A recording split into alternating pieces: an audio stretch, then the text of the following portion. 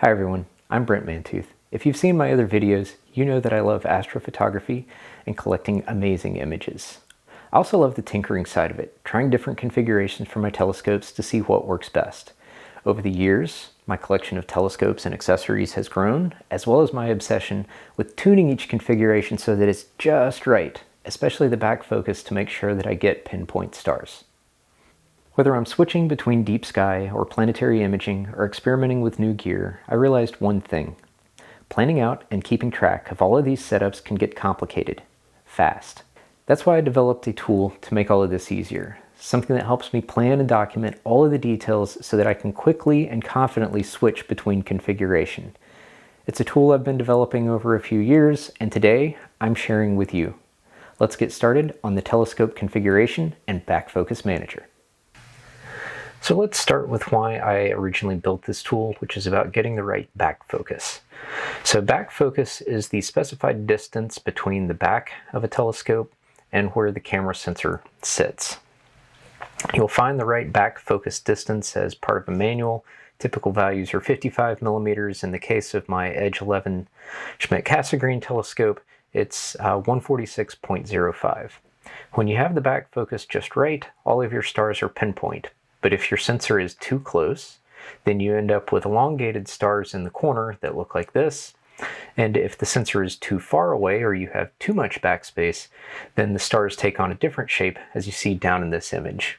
So the point here is about documenting everything that gets you to the right distance so that you have pinpoint stars. So how do you know what back focus to use? Well, it's mostly going to be in manuals for your telescope, to where it will provide the right back focus. For example, a typical back focus that you'll find is 55 millimeters. And then you will often find in those manuals descriptions on how to progress from the various threads that are present on the telescope to different adapters, spacers, or extenders, and then hook up to a camera with the specified distances. And that will get you to that target back focus. What I'll be talking about today is my Edge 11 that uses 146 millimeter back focus. Now, as you look through other manuals, like in this case out of the off-axis guider, it will show you all of the parts and pieces that should get you to that ideal back focus. The point of this tool is to let you use custom hardware and get to that right back focus. So I think the best place to start is to show you how all of this is going to work by assembling this particular image train. So it starts with a rotator focuser called a light crawler. It includes an adapter, a tilt plate, a spacer that we're going to have to figure out, an off-axis guider, a filter wheel, and a camera. So how do we go about assembling all this, making sure that the threads are right, and figuring out what is the right spacing for this particular spacer? So the tool that I developed is an Excel file that I'm going to bring in here and show you how I would go about this. So I have names for each configuration. So in this case, we're just going to call this the light crawler demo. There's some information that we'll track about the imaging system that I'll be going over shortly. The important thing to note is that we're targeting this 146.05 millimeter back focus. I account for the optical thickness of the filters within the filter wheel. Typical value is around 1 millimeter. And that this indicates how far we are away from our ideal back focus. So the way that all of this works is that there is a database of optical parts that it will look up in these lists. So I'll show you how that works shortly. Let's just go through assembling this first. So the first element is the light crawler. So if I just start typing the category that I know that this is in, and I called this one a light crawler, it will bring up the optical parts that meet what I've typed so far. So here I type in that Moonlight light crawler. It has some information about it, and it knows that that optical back focus is 73.8 millimeters as specified back in that database file. The next thing that I know that I have to do for this tilt plate is convert from the thread type of the focuser rotator to another type. So I call these adapters because the thread size changes. And in this case, there is a Moonlight adapter that goes from M64 to 54. It has a 2mm thickness, and this tells me about the types of thread on each side. So now I want to go to my tilt plate. So if I start typing tilt, it shows all of the tilt plates that are in the database. And in this case, I'm going to use this Hercules M54. So it captures the back focus distance, and I can look here and say male M54 to female M54. That will go, and that'll leave male M54 on the other side. So I know that I'm going to need a spacer, but I don't know what size just yet. So I'm going to leave a couple of blank spaces here to give us some room to work. And I'm going to say the next thing I want to put in is that off-axis guider. So if I type OAG, looks in the database and says, here's ones that you have. And we can click on that. It captures that back focus distance. And you'll notice each time we're doing this, it tells you how much further you have to go, and that we have the right gender and size of threads, and that on the back side of that one is a screw plate. Next element up is a filter wheel. So if I start typing filter, we can select from the filter wheels that are available. It captures the relevant information with the back focus distance. And last after the filter wheel is going to be the camera. So if I type in camera, there's a few that are default loaded in the database with the appropriate information about back focus within the camera. And we can now see that we have all of the elements, and we have about 8mm left to go. So we know that we now need a spacer that's going to go between the tilt plate and the OAG. So I can go here and put spacer. I know that that's a M54 is what's needed, so I can look and see what are in the database that could work there. And there is an 8mm spacer that would work here. And so now we are within 0.25mm of back focus that you can trim out using other shim spacers if you have those. So if we wanted to get this exactly to 0, we could go type shim and see that, look for an M54 and see that there are down, in this case, down to 0.5mm. There should be some others. Like if you had the appropriate size, you could go down to like a 0.1 or a 0.2 shim and see that you could get this tuned all the way down. So that is how overall this tool works, is to help manage all of the hardware that you have in a optical parts database, keep track of that back focus, and let you identify that you've achieved the right back focus. Now you now have it documented what is the specific order and specific parts that you used for this given configuration. So that way, if you want to switch to a different configuration to where, for example, with planetary, you could keep track of the different compression rings, the Barlows, and the distances that would be required to get there, and be able to switch between these two and know exactly what hardware is involved. So how do you go about making this work for you? So let's talk about adding a new telescope. So the way that I would have this work is that you would start with the OTA blank sheet. Right-click on that sheet, select Move or Copy, create a copy, and then wherever you want it to go. So I'll just say in between these sheets. So that creates a second copy of OTA blank that you can now rename to your telescope. And you now have up to 10 configurations that you can specify for this given telescope.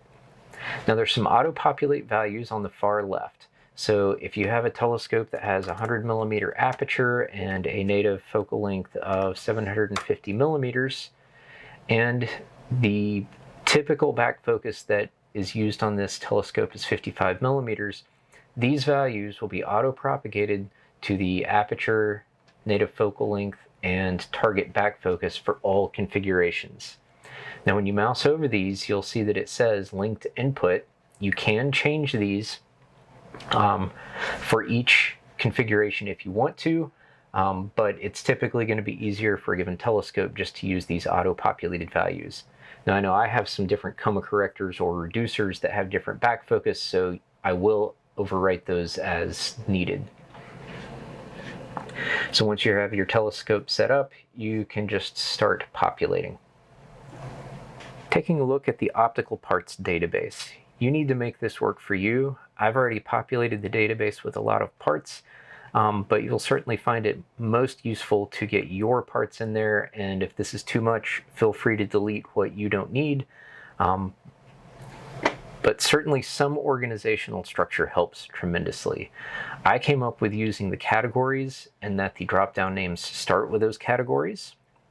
So I've used adapters, cameras, filters, and I have kind of the logic behind my naming. As you mouse over the header, it will tell you what each of those categories means to me.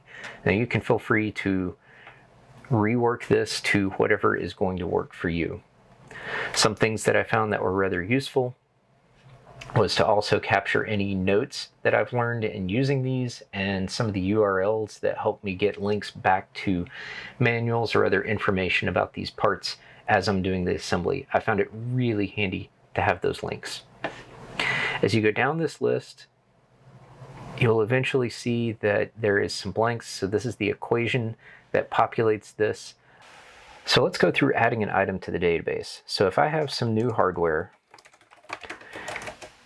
and leaving that generic for right now, let's say that it has a 10mm spacing and that this particular one is going to be, let's call it a camera, and that it will have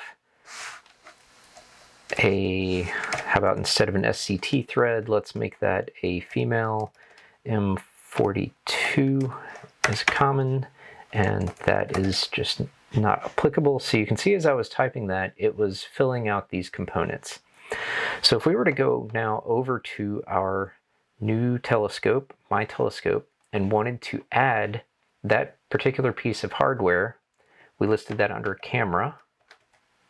And we can see now that under camera, there is new hardware, that it pops up and selects that value. So that's how you'd go about adding new hardware. Now, one thing to be cautious of, once you have built your optical parts database and want to update it, you can realize that, oh, we called this hardwared as opposed to hardware. So if I now update the spelling so that it's correct and go back to my telescope sheet, we'll see that this is now red because this no longer exists in our database. So you would need to update every instance that you have ever used that piece of hardware if you change its name. But it's as easy as looking up the camera to now reselect new camera hardware, and everything works again. So just be careful if you go back in your optical parts and change any names because it can break those lookup links. So let's now talk about all of these other fields that's listed for each configuration. So since we have factors like the telescope aperture and native focal length, we can account for things like if there's Barlow magnification or reducers that are in place that would alter the effective focal length and focal ratio. Now, it can be important to select what camera and the bin size, and having all of this information here really helps make that handy, especially as you're changing out through the different configurations between like planetary and deep sky imaging. So what I've built into the worksheet is that you can select the camera that you're interested in using, and similar to the optical parts database, there's also a camera specification database that provides a few cameras that are populated, including their pixel size and bit depths. So on each of these sheets, you can change the camera that's used. And so let's say that we'd use what would be typically a guide camera, and it will automatically update the camera pixel size according to the camera that was selected. You can see there is the 5.86. Using the pixel size, you can calculate how many arc seconds per pixel is there at about 0.28. And this would be for a camera bending of 1. Now this becomes relevant because you need to identify and appreciate what is the limiting resolution within your setup. Your resolution might be determined by your telescope aperture, which is reflected in the Dawes and Rayleigh calculations. Could be affected by the focal length of the ultimate telescope. That's going to determine how many arc seconds per pixel. The pixel size itself. However, in almost all cases, what the real limiting factor is atmospheric seeing. And I have a little bit of guidance on the far side of the worksheet that talks about the seeing and the recommended image resolution to target. And I think it's, if you're living in an area where you have actually good seeing, it can be advantageous to have these particular, it can be advantageous to have an image resolution as indicated here in arc seconds per pixel. I think for most people across the United States, we're an average. I know I'm in the average seeing site. So pick your image resolution accordingly. So how does the configurations tell you about that? Well, let's go over to our demo again, and we can see that for using this camera with a binning of 1, we're going to be sampling at about 0.2 arc seconds per pixel. Now, the telescope that we're using, the 11-inch Edge SCT, produces optical resolution that could be as high as 0.42 or 0.49. There's something called the Nyquist sampling, which accounts for that pixel size, which is looking at, in this case, the difference between 2 pixels to say that you would have contrast between those. And if you're interested in how I'm calculating some of these, just mouse over and it will tell you a little bit about how that calculation is performed. And there is a really great video that explains everything that's going on here by James Lamb that will get you to the camera's resolution in arc seconds. So you can compare the resolution of your telescope to the sampling of your camera, and here I'm just calculating a ratio. I think as long as this ratio is close to 1, that would be where your optics and camera have about the same resolution. So this is more for informational purpose, just keeping in mind that what's ultimately probably going to limit your resolution is going to be the seeing, that 0.75 to 1 arc second. So in this case, at least between the optics and camera sampling, the limiting resolution is apparently the camera's resolution at 0.55, which is still below the resolution for what would be good seeing. So this is probably about an appropriate place to sample, and you could probably, in this case, even afford to go to bin 2 mode, and that's still going to give you an appropriate resolution for the seeing, at least where I live, and that would also increase your signal to noise. So there's a lot of depth to that topic and a lot of reading.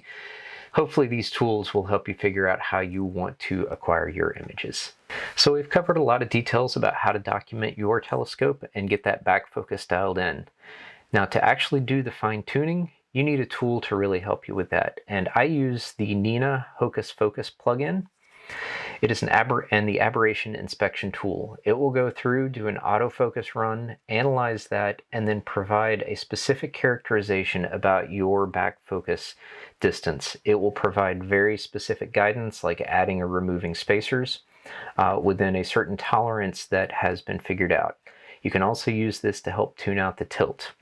So after you have gone through the tedious process of fine-tuning your telescope, the whole point of the tool and its development is so that you can document the details of exactly how you got there, so when you change it up between deep sky and planetary and whatever else you're doing, you have the ability to get back to that fine-tuned setup. So make sure you document those details back in that configuration sheet, capturing all the shims and the exact order that you stacked stuff in.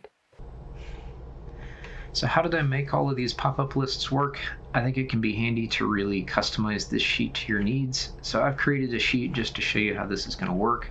I'm going to click on a cell. Actually, I can click on a whole set of cells. Go to the Data menu, Data Validation, and I'm going to tell it to pre-populate with a list.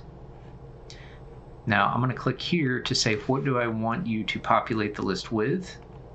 We're going to do the camera specs as a demo, so I'm going to click on the camera spec sheet, select column A, and you see that it selects the values here. Say OK. And now when I click on any cell here, it populates it with a list of camera specs, from camera specs. Now I want to know what is the pixel size for this camera. So I'm going to use the function xlookup. I want it to look up this value from this location, which is going to be camera specs, column A, comma, Now it's asking for the return array. I want it to return the pixel size, and if it didn't find anything, return 0. Close the parenthesis, hit enter, and now it returns the pixel size as I change camera. And if I put something that doesn't exist, it returned a 0 and it actually blocked it out. So it said that you have to have something. So that will make sure that you always have a value. I think this will really help you tune this to make it suit your needs, whatever they are. I hope that you find this configuration management tool as useful as I have. There's a download link in the description where you can get your copy of the file. If you have suggestions for improvements or other ideas, please let me know in the comments. Thanks for watching, and clear skies.